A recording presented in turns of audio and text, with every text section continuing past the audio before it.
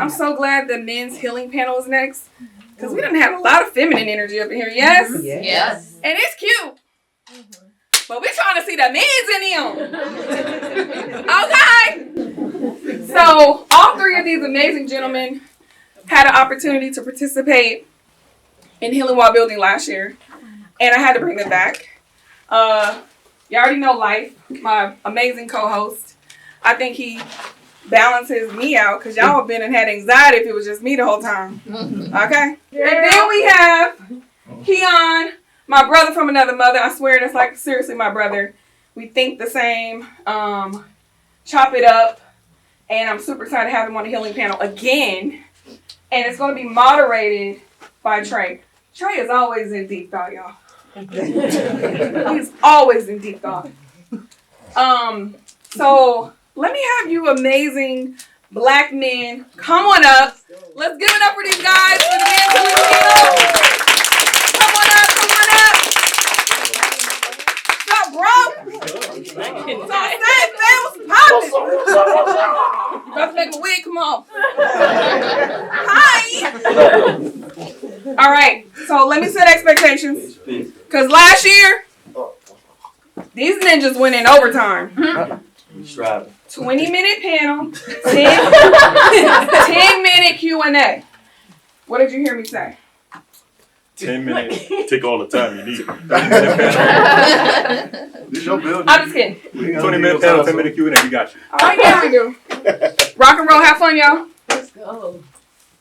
Peace. How y'all doing? All right. Thank y'all for being here. This is my first time as a moderator, so I appreciate the honor. Give it up, give it up.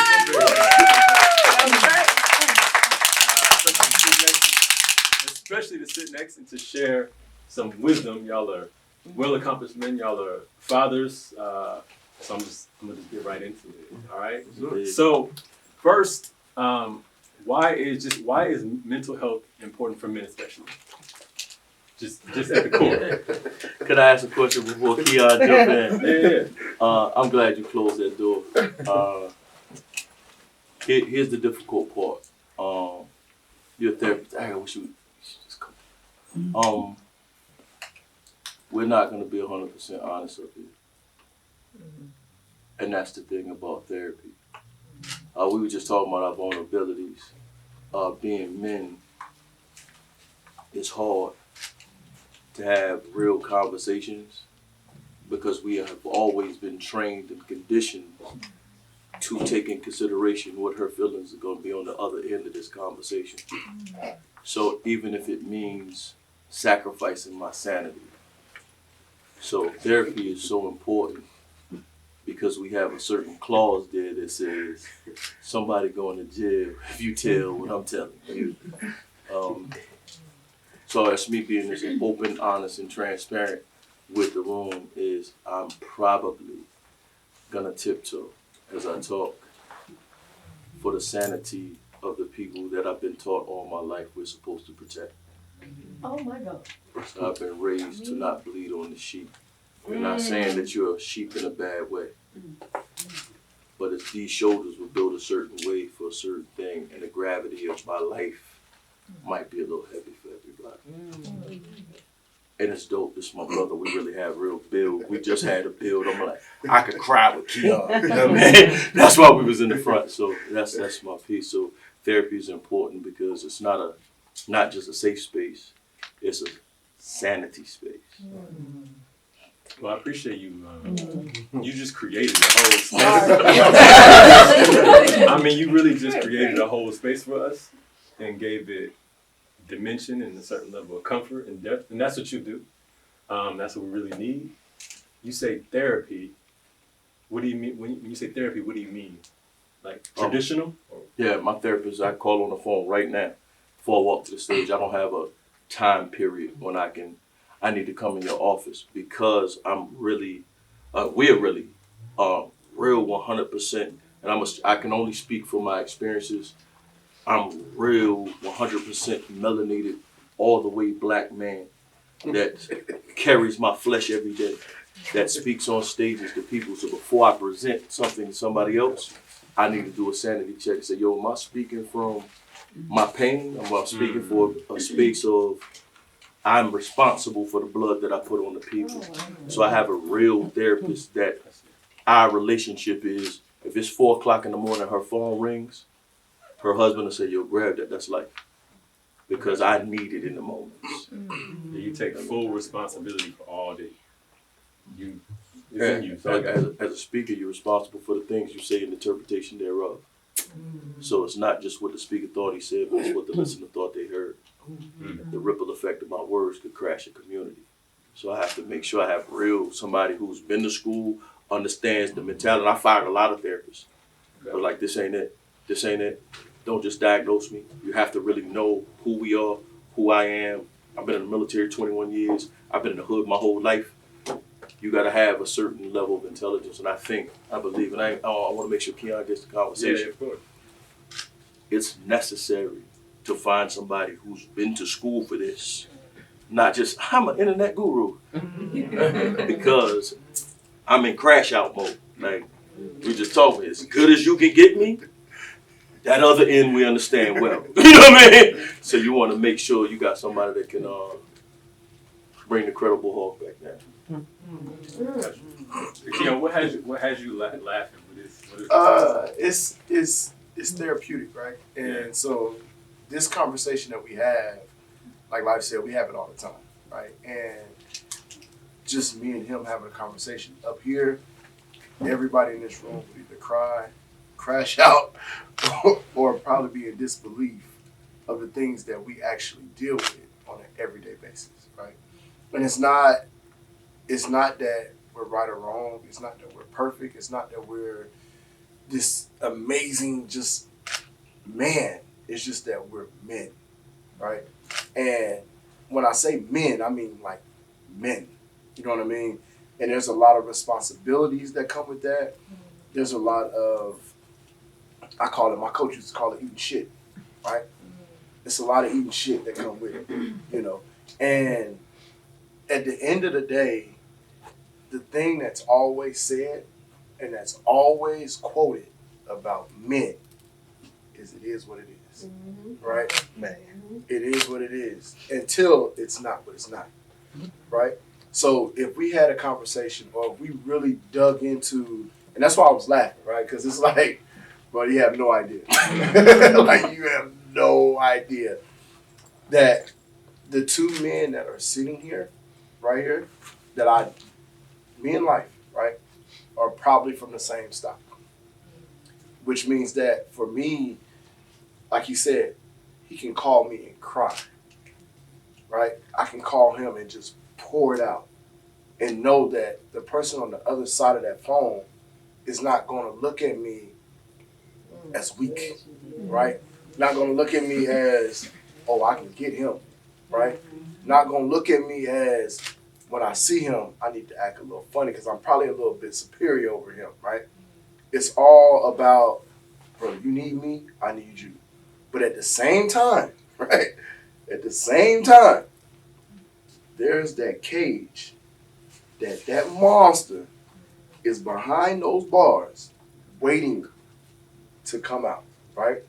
But the strongest component of that is that we've been able to tame that, control that, and make sure that we only use that in necessary moments, right?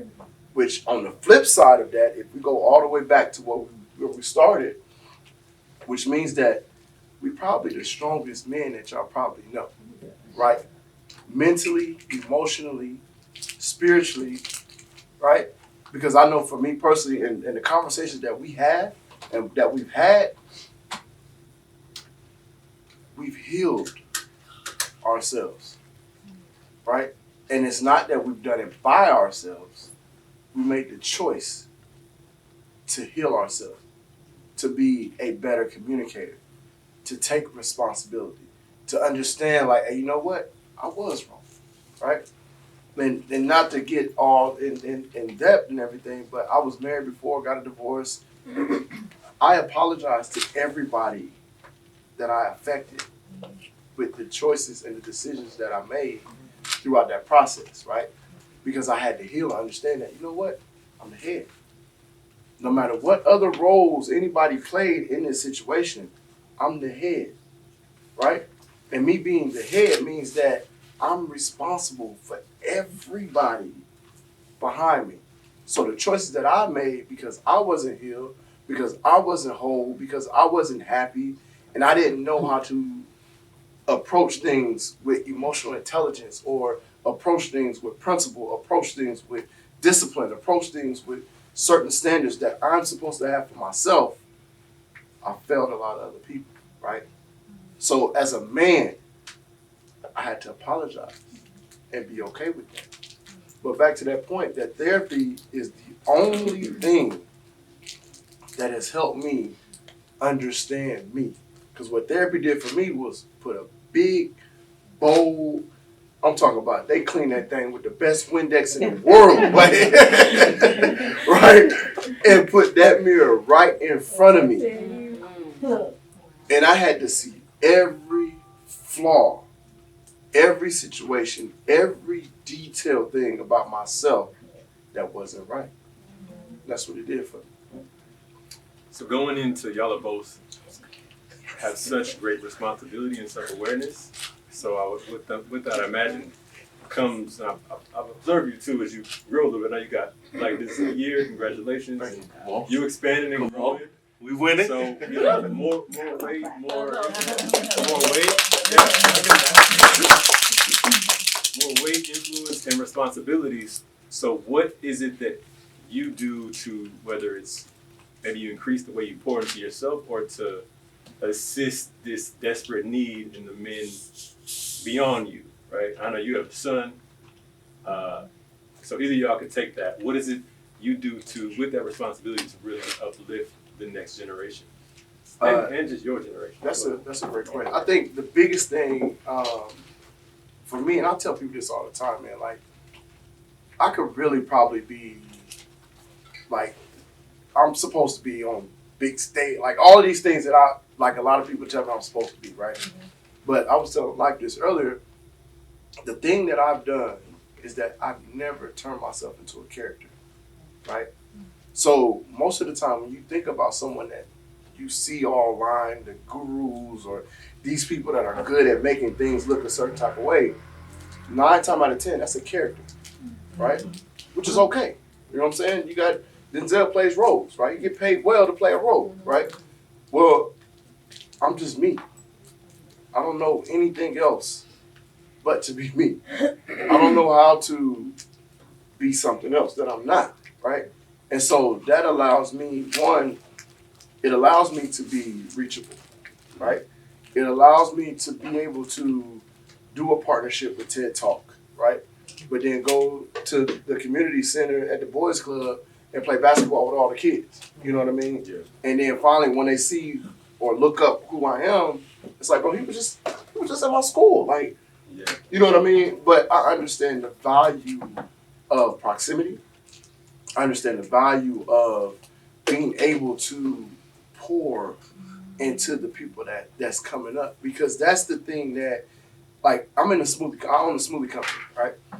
And people talk about, if you think about McDonald's has been around forever. You've never seen a McDonald's close. Like, you get a McDonald's, you can write your own check, right?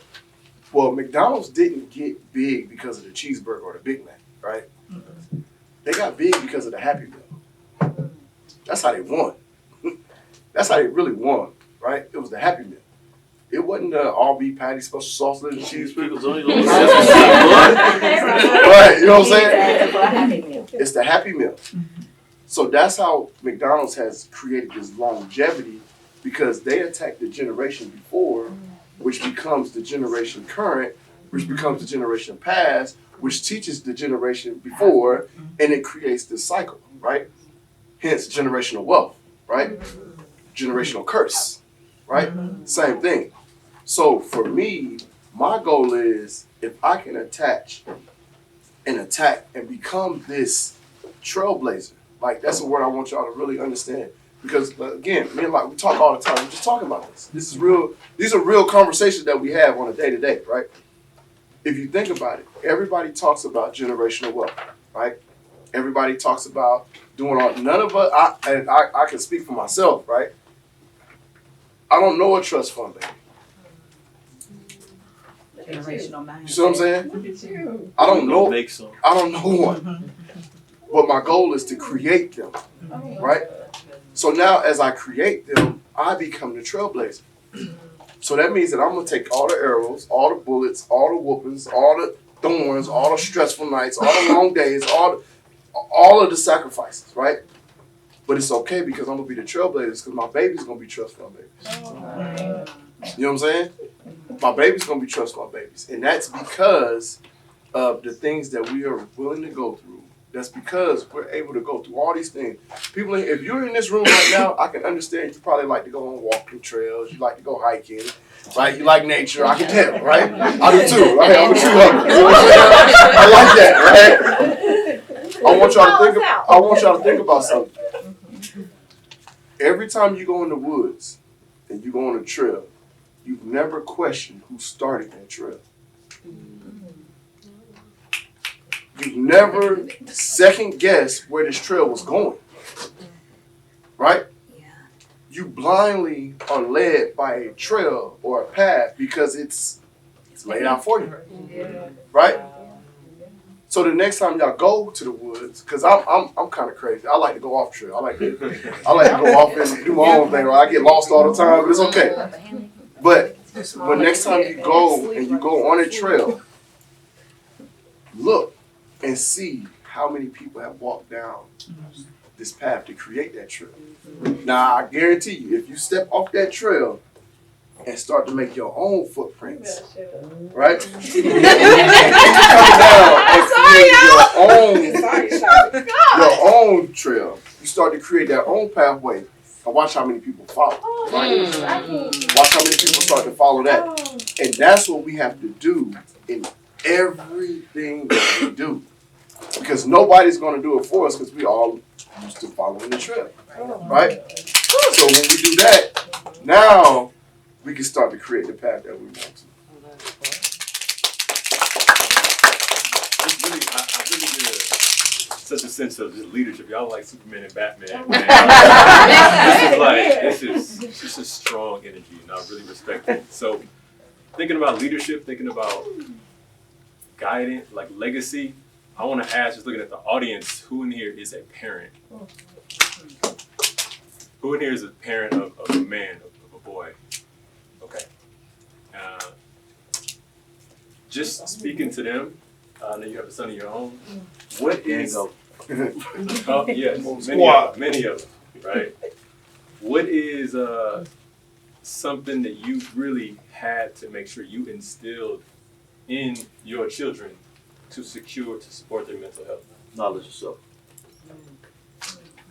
One of the most important things my mentor taught me. I'm from the hood, so my pops is not my biological pops. He's my God-so-logical pops. Don't do that. Don't do that. I heard it. Wind that joint.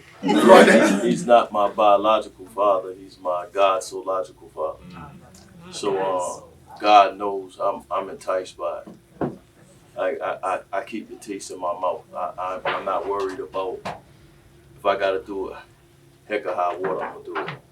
But then this man comes in the 10th grade and it makes me start filling potholes in my own neighborhood. And I'm like, what are we doing right now? Son, you wait for somebody to come save you. Ain't nobody coming to save you till Jesus cracked the sky. So these responsibilities of, you've been taught spirituality wrong. You're waiting for this mystery, God to just come down and work it all and Geppetto your life. You got to pray to the God above, activate the God within. I mean, you got to know who you are in the space and not be a lazy intellectual because that's how they duped us. So a lot of spirituality I was accustomed to, in the words of good brother Nuri Muhammad, he said, churches and spirituality where we came from oftentimes have taught us how to cope, but the nation of Islam taught us how to conquer. Yes. So when I read or when I study, I don't see a weak revolution. Jesus was a revolutionary. So the way I believe him was different. He had a squad of dudes. A snitch was in the squad. There was a bunch of gangs. He had all these things. He in the hood. This ain't my daddy, but he with my mama, right? You had to start seeing the world in a realistic way. Don't give me no hocus pocus. No, son, there wasn't no dead man in there. No. When he told Lazarus come out from amongst them, that's what your voice is. You supposed to speak to the dead bones. They deaf, dumb, and lost, brother. You supposed to be able to move the stoniness of their heart. That's the stone he talking about. Nah, the thing that's wrapped around their head. This white supremacy. That's why they blind. They have no knowledge of self, son. So you have to do these things. This ain't hocus pocus. The world ain't coming to save you. The God above and the God within. If you have dominion over the earth, why you crying about it so much? If you listen to what they taught you. Okay, like.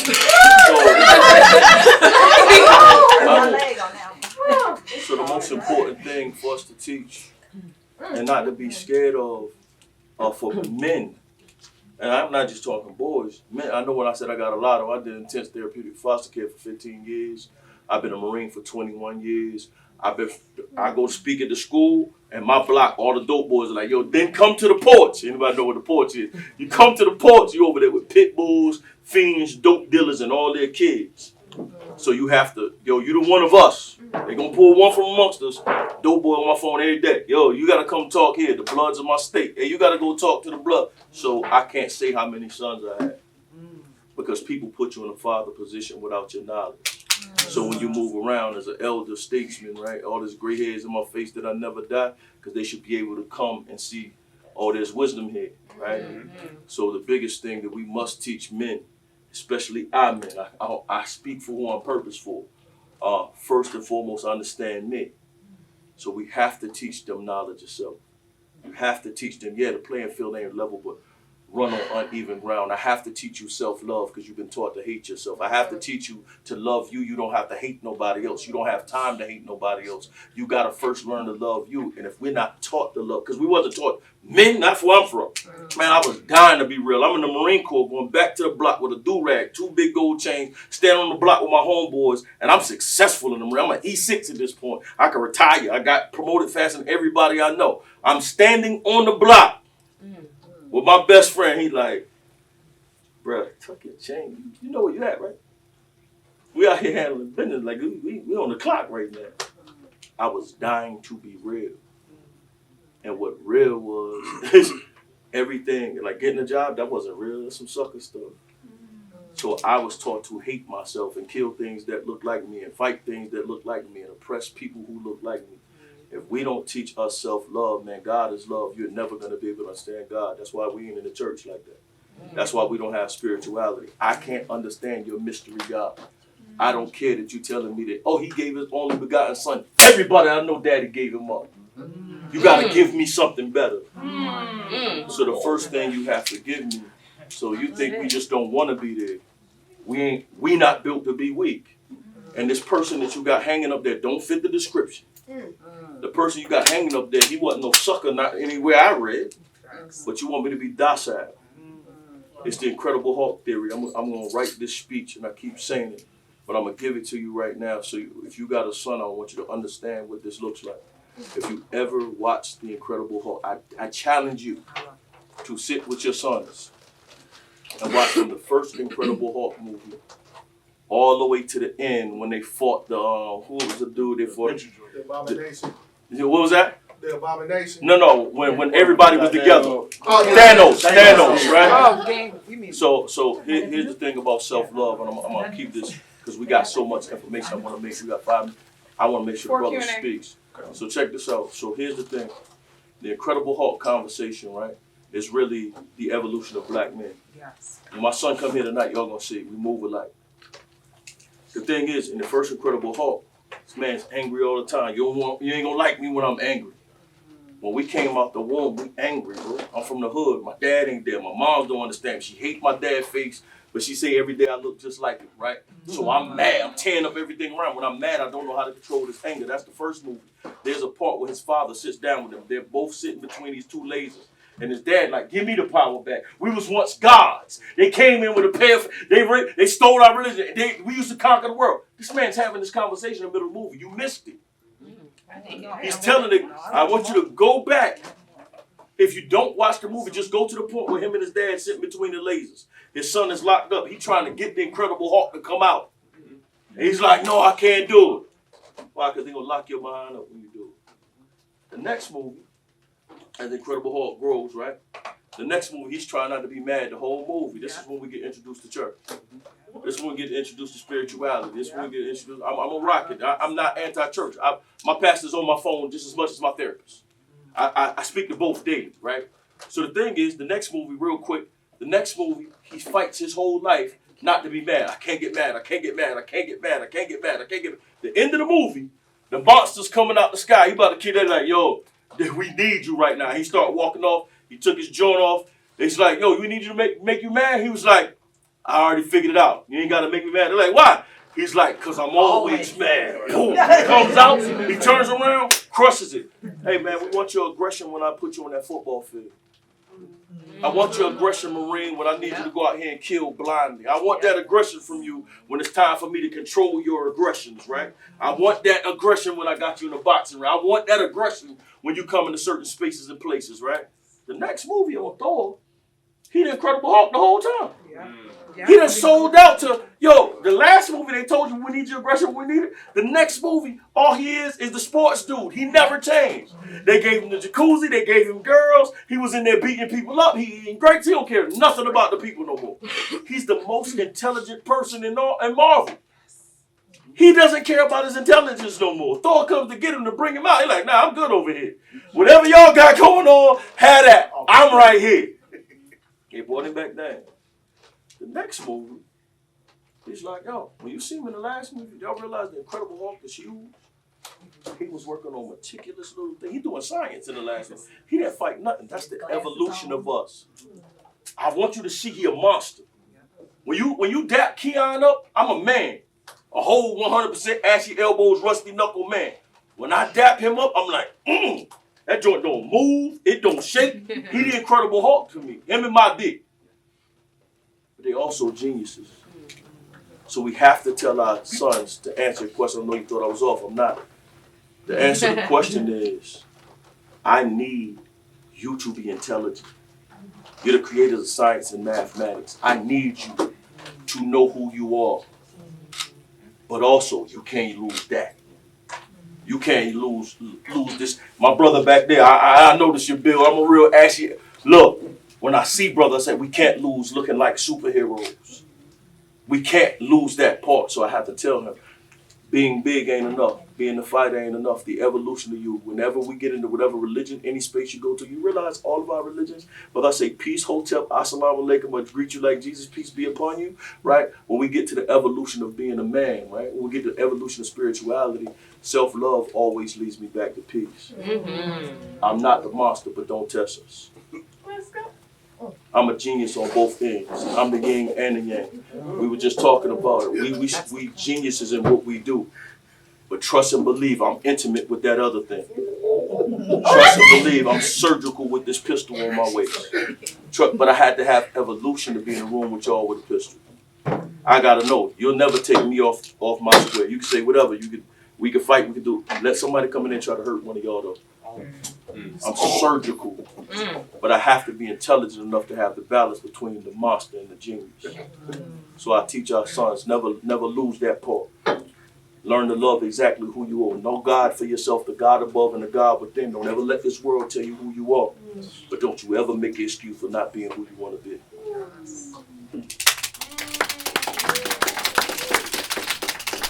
I think that's a great place to end for the Q&A.